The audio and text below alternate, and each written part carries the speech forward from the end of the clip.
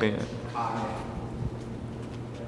During artist working, I've been working for over 3 months. And at the end, they perform excellent. I had a wonderful experience doing this. It was really marvelous. People in my class and see all the ideas and the variety of work that they produced, their excitement at showing in a venue like this. This is the first time we work together with the INL Art Complex in Long Beach. I think that this provided a wonderful venue for people that don't have the opportunity to experience this, and experience an audience who was coming in to view their work and talk about it, and gave them the chance to talk about it and provide an outlet for people's creativity.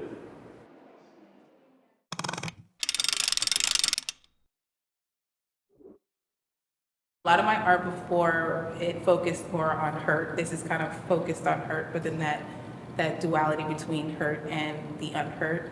It's what I'm calling the physical manifestation of happiness. I had these happy birthday balloons for my daughter's birthday, and I ended up deflating them one by one. As I'm deflating them, I'm thinking about, what's going on in my life, what's going on, wow, I'm unhappy. When we're deflated, we feel it in our body, we feel it in our hearts and our souls, and I feel like it looks kind of like a lung. I tried to focus on the primary colors, because that's kind of like back to our youth. Now having a baby, everything's so happy and full of life. So moving into the future, I think I want to focus more on the joys of the world and the joys of life. Of course, talking about motherhood, womanhood, being a queer woman, and being Black, just parts of me.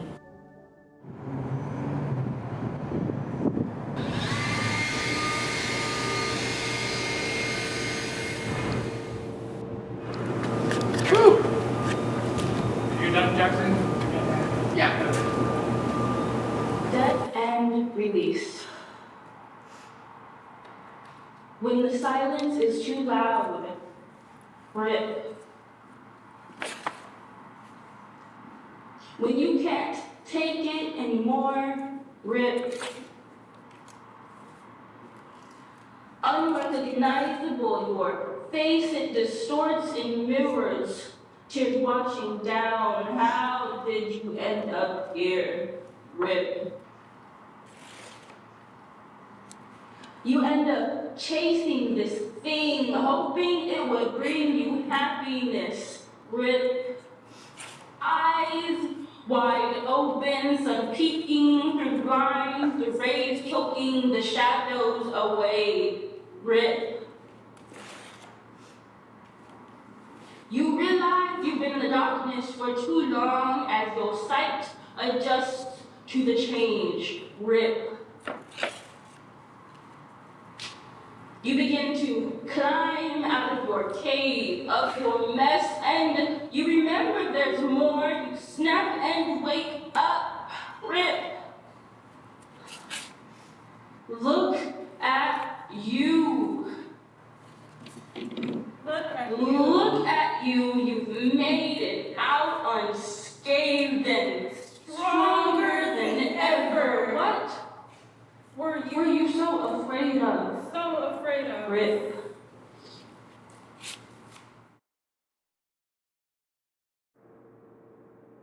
I believe in one saying, is peace, love, and positivity, which is also the title of my work.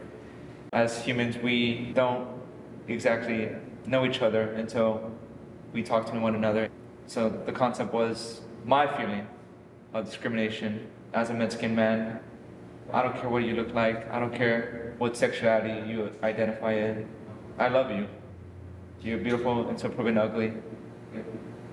I wanted viewers to use the UV flashlight to basically see my messages, because they don't know who I am upon looking at me.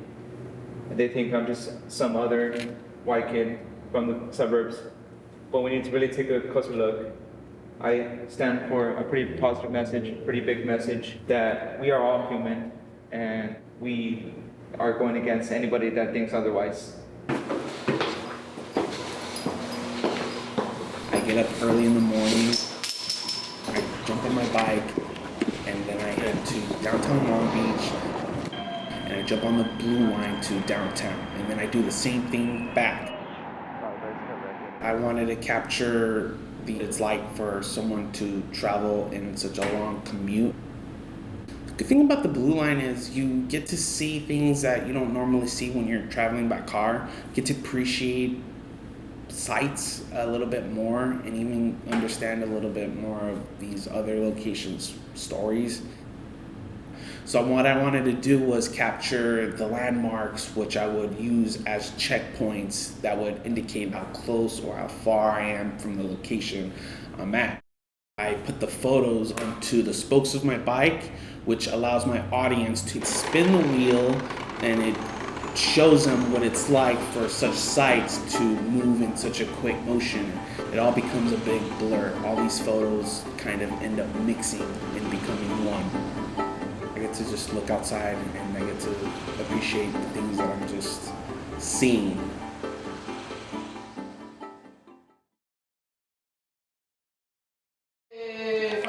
Ah. Hey, hey. There's so many bugs.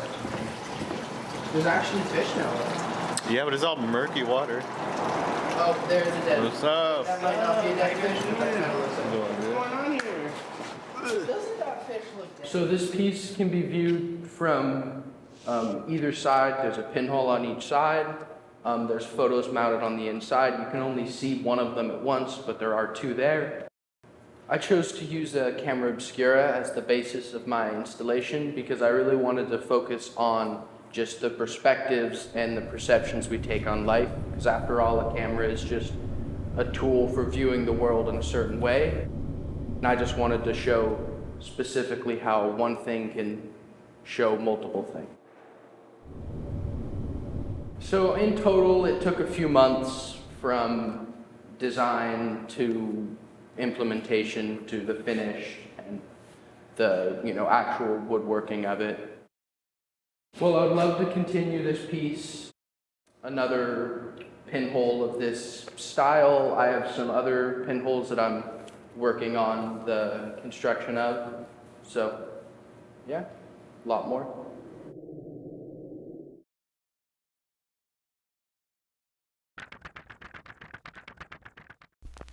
So about 3 months ago, I was inspired by the Marias and their ability to create kind of a cinematic movie inside of your head without displaying any visuals at all. You just hear their music and it just comes to life. I decided that I wanted to create photographs to tell their own story of being so in love that you're in a movie. Which is why this movie poster lightbox is called Cinema de Amor, A Love Like No Other, because it just feels very special and like you're the only people in the world. About a month ago, I also had to get the film reels and make them into animation. Originally, they were supposed to be used as printing materials, but I decided they would be better fit for these animations. The zoetrope is an infinity sign which represents a healthy relationship that is ongoing and pours into each other. What is next? I don't know. I'm really excited to delve into the world of film. I look forward to taking more of Brian's classes and just expanding my creative skills. Who am I? That is a question that I am constantly discovering. My work is representative of the stages of a woman in life, from birth to death to rebirths, and sometimes how our dreams and goals can be put aside, lay dormant, or just die away. Taking care of my children, working, it doesn't leave much room to be creative. During the pandemic, there was a lot of loss and loneliness, but it gave room to discover that I have something to say and I want to bring it out. Paint and the color, it makes things look almost brand new. You can bring life to an old object. I don't even look at it as a baby changer anymore. I want to bring warmth and healing and call on the mothers that came before me that passes down their wisdom to the next generation.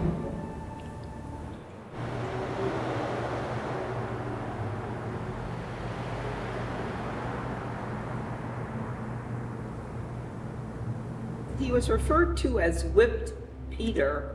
He was an escaped slave in 1863. They used that image and published it in newspapers to put that shocking presence into people's minds. The title of my piece is Past, Present. I've used 57 images here. I either scanned or I downloaded images from my camera or the Library of Congress. It includes individuals that I admire. I've included statements from Michelle Obama and Barack Obama because they talk about moving forward and being positive. I've included pictures of enslaved Africans. I've included people of the First Nation because those are part of my family, as well as nods to the plantations owners who are also part of my family. Putting this onto the muslin fabric took me 10 days straight because we had some cloudy weather and some rainy weather. I have another 100 images that I need to sort through. I have family members I need to contact and show them this work so that they'll be more than willing to let me have additional images for our family members, because this is something that I hope will not get lost, will not be hoarded, will not be put away.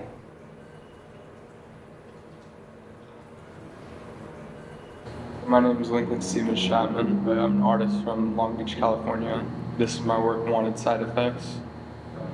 It's on gauze fabric with cyanotype and wax, and it also has nails in the back to keep it held together.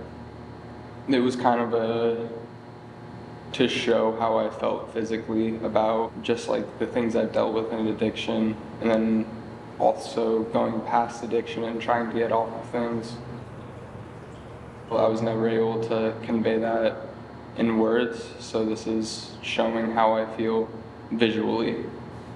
I wanted to make something that was human-like and like represented a person.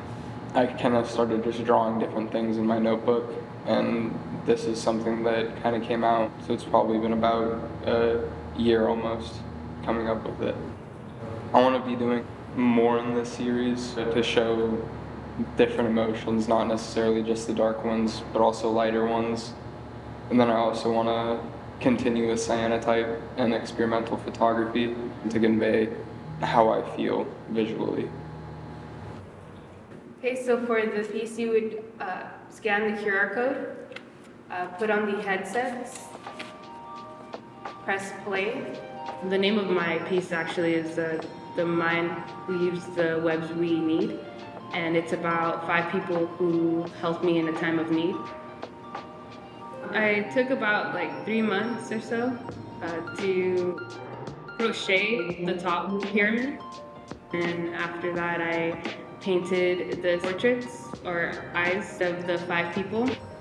The concept is mashed together with a theory in psychology called Maslow's hierarchy of needs. I wanted to also represent when my life was upside down, using the camera obscura as a way to see inside my mind's eye. Since the brain works the same way, it flips our images right side up. You would move it along to each portrait, scanning the QR code. and the music goes along with the portrait to describe the person in the image.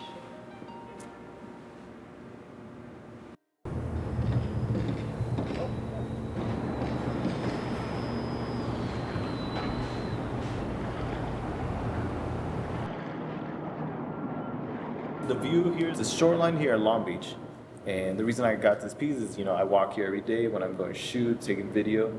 And so I guess one day in my routine of going out and everything, I decided to just kind of take the view right here and make it into a piece of it itself. The goal I made for it was just to sort of take this actual view and make it more of like a digital environment using sound, color, video, and also the perspective, the way I shot it. It's like has an angle view.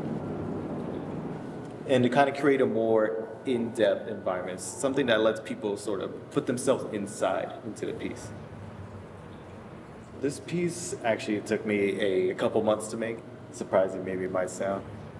Honestly, after making this piece, I feel a bit more compelled now to kind of explore the idea of video as an art piece in and of itself, and seeing what else I could do with it in an art gallery kind of space.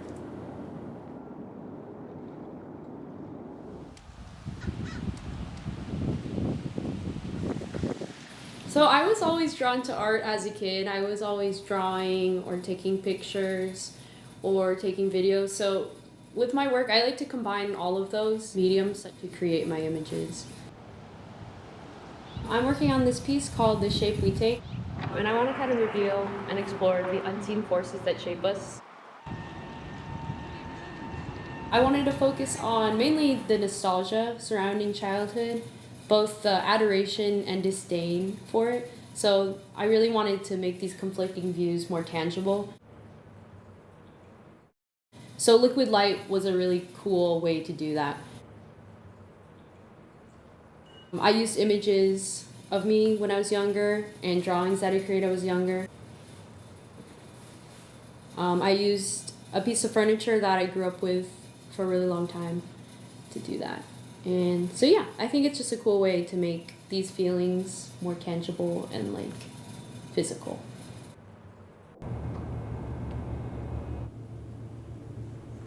My art is called The Quintet.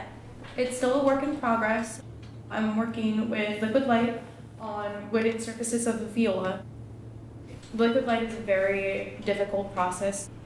They take about 3 days to prep, and then however long it takes to perfect with the liquid light. A lot of trial and error. This is one of the ones that I have pretty much done, but you can kind of see the portrait on the viola. I still have to finesse and perfect with liquid light. It's inspired by Man Ray with his portrait of the woman with the F-holes of a violin carved into her back. When they were on display, they also lit up to show the soul inside of a person. Every person, every body is one instrument within a symphony.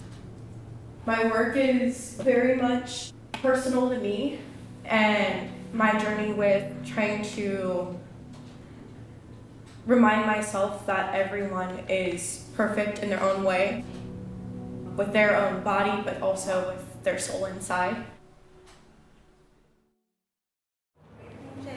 I took this is from my portrait class, So my concept for this piece is about the feminine body. It's about the Black feminine body specifically.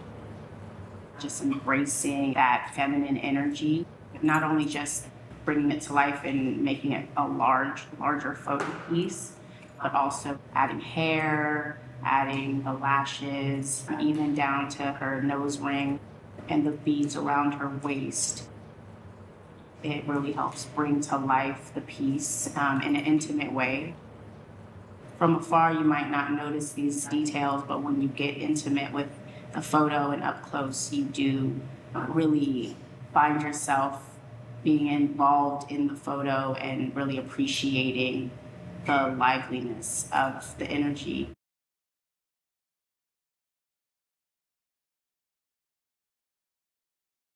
Hi, Professor Doan. I'm talking about Lincoln right now, and he's my first son. And there's always been the expectation that he's going to go to college.